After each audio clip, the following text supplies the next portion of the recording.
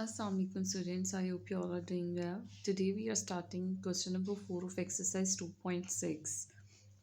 Right, question number 4 states that simplify and write your answer in the form a plus b iota. As we have discussed previously that a plus b iota is standard or general form for a complex number. Right, so we are going to write these numbers in this form, in this general form a plus b iota. So here we have denominator. What we're going to do here is we will multiply the number whenever you have a number in the form of fraction and you have a complex number in the denominator. Now because we need to eliminate this denominator if we want to write this number in this general form a plus b iota, because here we don't have any denominator, right? So I'm gonna multiply and divide this number by its conjugate.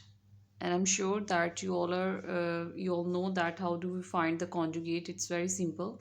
In conjugate, the term with complex number becomes negative. Like here, iota is the complex part or imaginary part of this complex number, so its conjugate will be 1 minus iota. So I'm gonna multiply this number and divide this number by 1 minus iota. Right, so we will have minus 2 will be multiplied with 1 minus iota, right? And 1 plus iota will be multiplied by 1 minus iota. 1 minus iota. Now we're going to multiply both of these, or you can say that as we have a formula, a plus b into a minus b is equals to a square minus b square. So we can apply this formula here in the denominator. First let's simplify this numerator. Here we have minus 2 and minus 2 will be multiplied with both of these terms because it's outside the brackets. So minus 2 into 1 will be minus 2.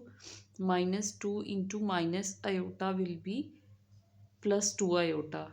Right, here I'll get plus 2 iota, and in denominator I'm going to apply this formula as I have 1 plus iota into 1 minus iota, so it will be equals to 1 square minus iota square. So I can write here 1 square minus iota square. So I'll have minus 2 plus 2 iota over 1 square.